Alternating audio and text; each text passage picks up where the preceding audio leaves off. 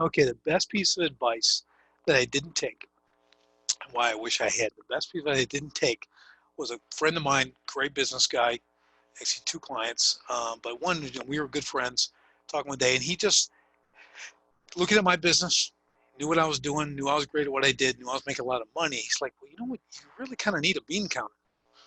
I'm like, well, what do you mean? He goes, you really should have someone who can like, kind of manage what you're doing there. Cause he was watching kind of from a distance, seemed like I said, buying $50,000 pieces of equipment for cash, doing this. He's like, I don't think that's the best idea. I was not big on taking help.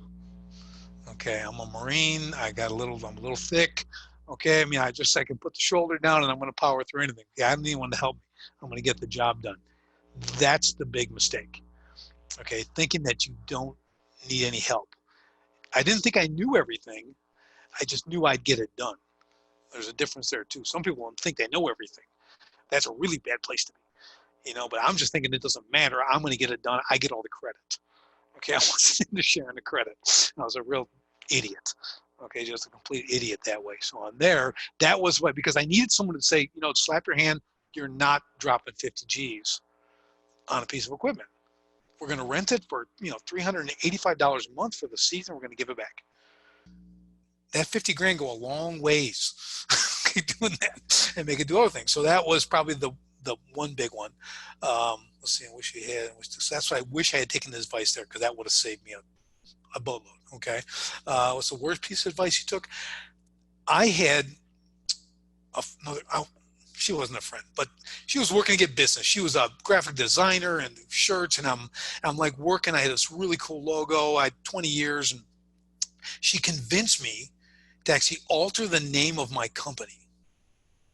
Okay, so I'm like, because I was moving into these real custom swimming pools. So and I was like, they were just, no one could do them except me. They're all boulders and brick paper bottoms and salt water, and they're just fascinating stuff. So she wanted to change my name. It was Rick Rock was the name of my company, architectural water environments. She wanted me to change to Extreme Pools by Rick Rock. Okay, so change to this extreme. So I'm like, well, that's kind of cool. Yeah, extreme was you get the big epic and all the big words at the time. So I'm like, okay, so I actually bought into this, changed it all. And what I didn't realize was how people read and what they see. Okay, mine was, Rick Rock, it was ponds, waterfalls, streams. Okay, that's what you see on the trucks in a wrap.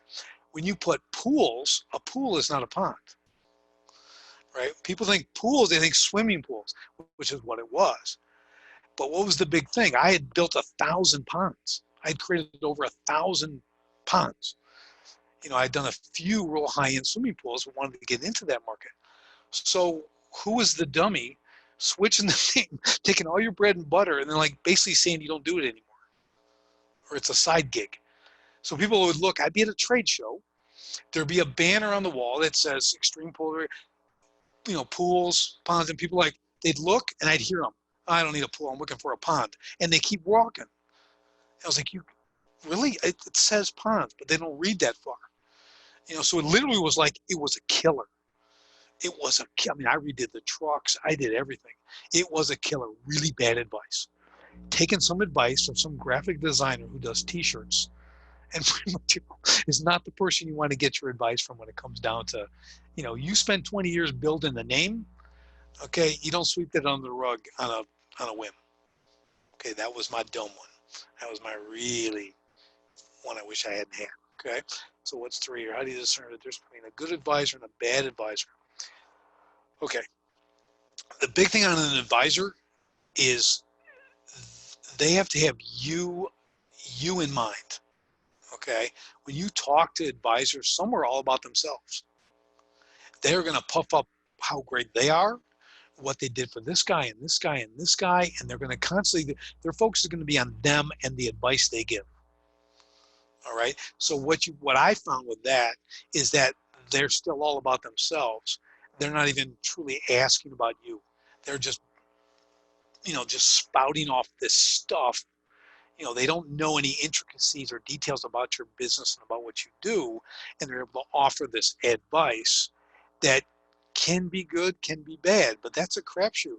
And they're going to want a lot of money for that advice.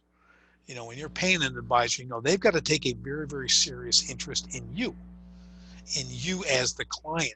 They need to do that deep dive in what you're about, what you're doing, seeing your behaviors, your patterns, your rituals, things like that, and they can do that. So um, that's how I discern between the good one and the bad one.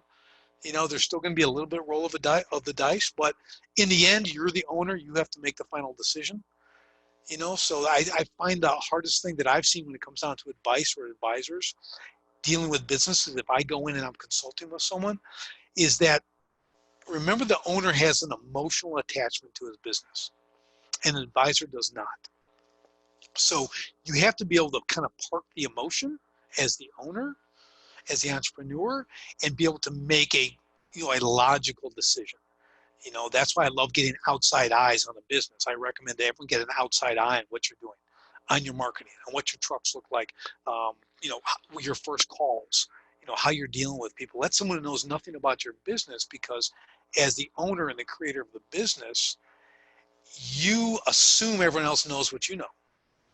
It's normal for you because that's how it should be, because this is what I do and everyone should know. Well, they don't know anything about you.